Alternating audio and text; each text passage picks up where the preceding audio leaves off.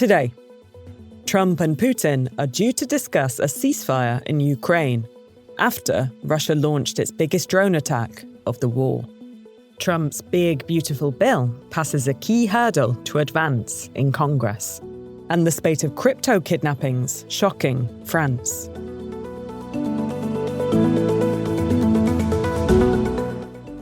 It's Monday, May 19th. This is Reuters World News, bringing you everything you need to know from the front lines in 10 minutes every weekday. I'm Tara Oakes in Liverpool.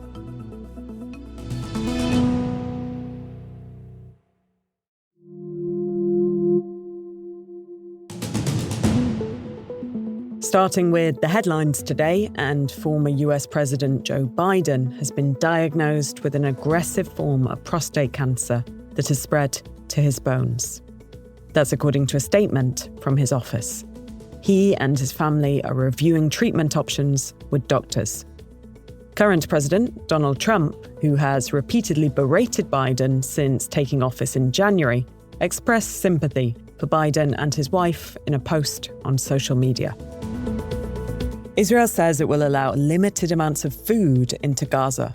The announcement comes as the military begins extensive ground operations into the northern and southern ends of the Strip. Israel has blocked all aid into Gaza for almost 3 months, and international experts have warned of a looming famine in the enclave. Centrist Nicusor Dan has won the Romanian presidential election in a shock upset.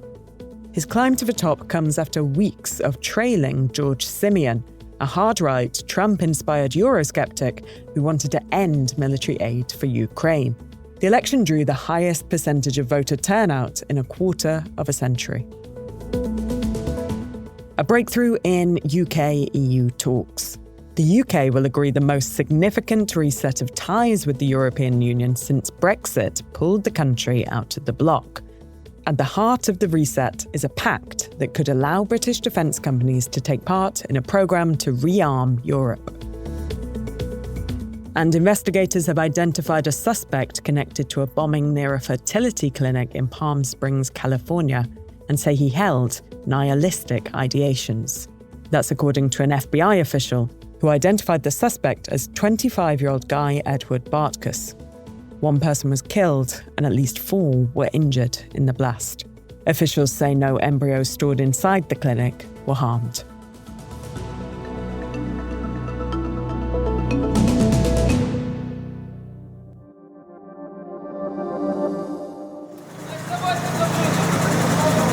Emergency services searching through rubble in Kiev after Russia launched its largest drone attack on Ukraine since the start of the war. Sunday's attacks came on the eve of President Trump speaking with Russian President Vladimir Putin. In a call today, they're expected to discuss a potential ceasefire, with Trump saying he'll speak to Ukraine's President Volodymyr Zelensky afterwards. Andrew Osborne is our Russia chief political correspondent. I think what's clear is that both sides, Russia and Ukraine, are trying to influence Trump as best they can ahead of these calls. Ukrainian President Volodymyr Zelensky was in Rome on Sunday at the Vatican. He had meetings, we know, with J.D. Vance, with Marco Rubio as well. We kind of know what Ukraine wants, right? It wants Trump to effectively slam the door on Russia, to say that he's lost patience. And they want him to get tougher with Moscow. They want him to impose sanctions on Moscow. So that's what they're aiming for. And the Russians? What they want essentially is Ukrainian forces to withdraw from the entirety of the territory of the 4 Ukrainian regions that Russia claims but does not control completely. So they want Ukrainians out of there before they even have a ceasefire. And then what they also want is they want US and kind of international recognition that those 4 regions, plus Crimea, which Russia annexed in 2014, belong to Russia. And they want Ukraine to promise not to make any future claims on these regions. So they essentially what they're asking for is Ukraine just to walk away. Those, of course, are demands which Ukraine has great trouble accepting and says no, right? Says has refused, says that would be us capitulating. We're not going to do that.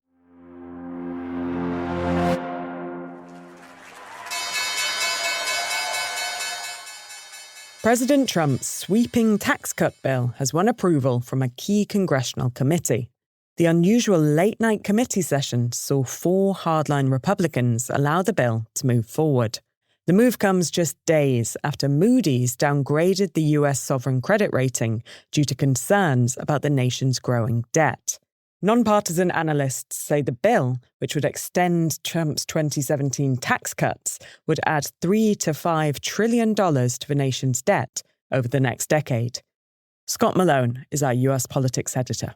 Republicans are really divided on what to do about this. They hold a fairly narrow majority in the House, and that means that a small group of lawmakers can derail a bill. You have several different camps right now. One of them is the hardliners who want greater amounts of spending cuts to partly offset the cost of the tax cuts. Their case has been strengthened by Moody's action on Friday.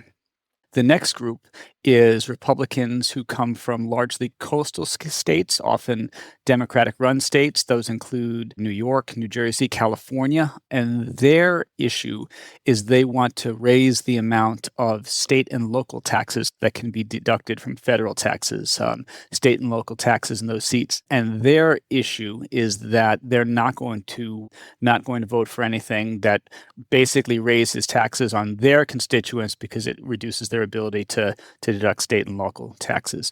Beyond that, you have a really broad debate about Medicaid. The headline, Trump and leadership say that they don't want to cut Medicaid, and we're seeing divides in the party about that, with quite a number of members saying, hey, we have constituents who depend on this program. What happens next? Once this is out of committee in the House, it'll come up for a vote on the House floor. Mike Johnson has said he wants to have the bill pass the House by the end of this week before the Memorial Day holiday. If he succeeds in doing that, the Senate needs to take up the bill. Senate has its own concerns about it, is not as beholden to the hardliners who are pushing for dramatic spending cuts. Senators also are a bit more sensitive to the concerns around Medicaid. So there's a long road ahead.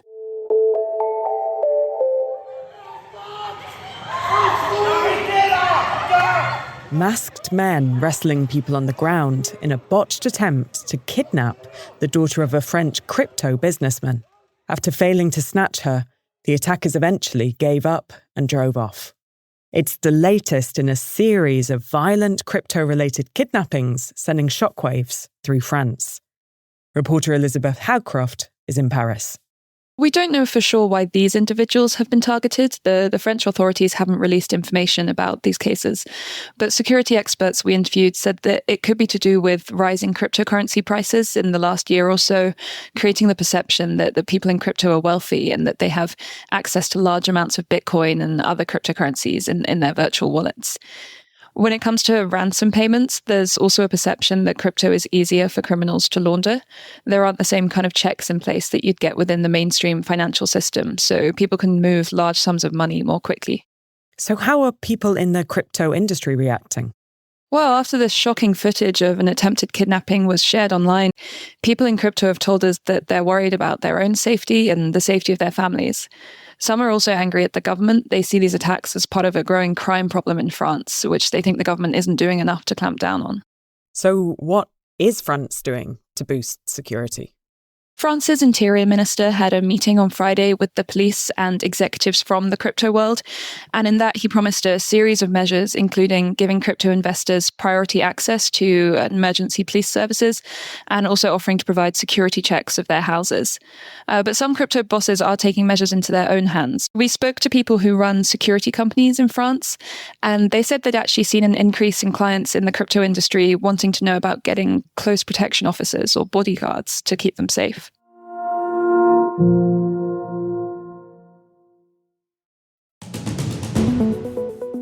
Today's recommended read takes us to Indonesia, where concerns have been raised about government plans to release new books about the country's history.